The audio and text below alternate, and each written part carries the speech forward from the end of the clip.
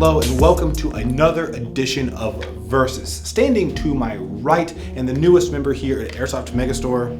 How's it going, guys? Josh here. As always, we're really excited today to bring you a really cool Versus series between two guns that have been very highly requested.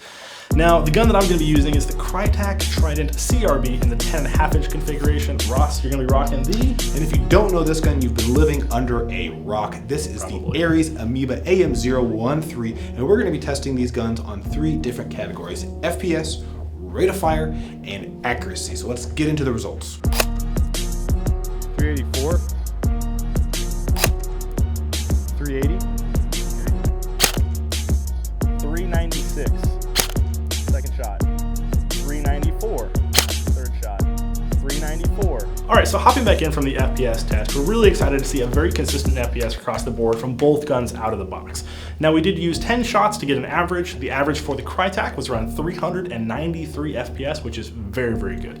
Now, Ross's gun, the ARES Amoeba, came in at 380 FPS. Actually, I think it was 379.9 to be exact. But what were the variances between the two, Ross? Now, the variance is the distance between the lowest and the highest FPS, and the Amoeba performed a little bit better than the Krytac, having a variance of 10 as opposed to the Krytac's 12. That being said, if you want to get as close as you can to 400 FPS for your field limit, the Krytac might be the better option because although the variance is greater, you are going to have a higher FPS. Right, because that ARES Amoeba did come in at 380, which is 20 FPS lower. While not that big of a difference on the field, it is still nice to have a gun that's real close to those field limits. Now for the next test, we were looking at rate of fire, which is how many rounds per second we can get out of both of these guns. And to make sure that all of our variables were the same and so that we can really compare the guns, we used the same 11.1 20C dump LiPo battery. And oddly enough, the results were the same. Both of these guns shoot a very respectable 19 rounds per second. Yeah, and I gotta say, out of the box, 19 rounds a second is an amazing number to get to. Now, do want to clarify a little bit here. If you guys are running a 7.4, maybe you got a 9.6 nunchuck, you're gonna have a bit of a different result in the FPS, not the FPS, the rate of fire. So just keep that in mind. If you're looking to hit that 20 rounds per second, 19 rounds give or take, you're gonna wanna make sure you use the 11.1, get a full charge, you'll have a fun day for sure. All right, guys, so the next test that we did was the accuracy test. Now, I do want to specify that it was actually a really cold and windy day today. We actually checked the weather reports, and it was about a 9-mile-an-hour wind. But then again, do remember we are playing airsoft. These are probably going to be the results that you're going to experience a lot of times at fields, and getting a perfect opportunity to shoot a BB in an enclosed area with no wind is often really, really hard. So with that being said, we had some really, really good groupings out of both of these guns.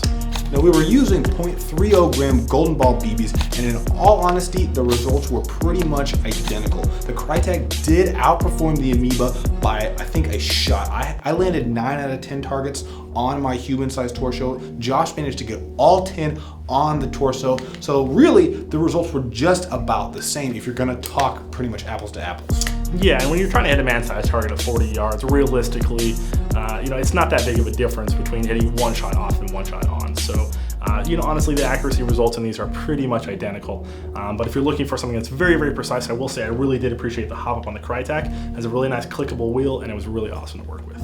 Now, Josh brought up a good point about the hop-up difference. The other couple differences that you should know when comparing these two guns are about what the guns are made of and how you're going to be using this gun with your battery. Number one, the Amoeba is a polymer gun except for the rail. The upper and lower are made out of really nice polymer, which makes the gun lighter, but you're not going to get the full metal upper and lower that you're going to get on the Krytac. Additionally, the other thing that this gun is a little bit limited with is battery space. If you want to run this gun the way I have it set up here, you're going to need to buy the PEC box LiPo that's going to sit right back here in this little slot right here. So that does limit you in your battery selection. Yeah, and to touch on that point, one of the things that Krytac has really done with innovation has really taken this stock to a whole nother level. This stock is able to fit a variety of wide battery types, whether it be nunchuck to your stick batteries. So the stock in this is very, very optimized for battery compartment space.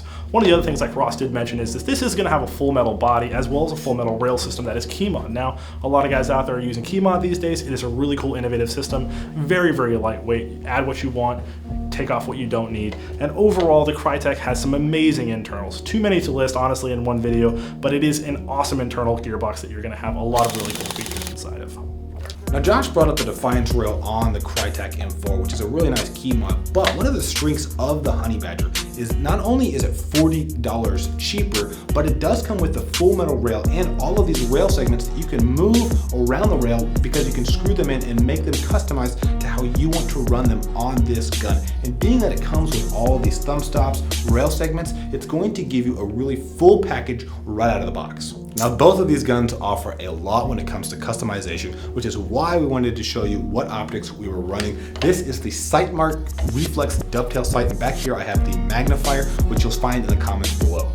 Now I chose to run a 4x ACOG style sight by AMA. I believe this retails for somewhere around $80, $85, somewhere in that range.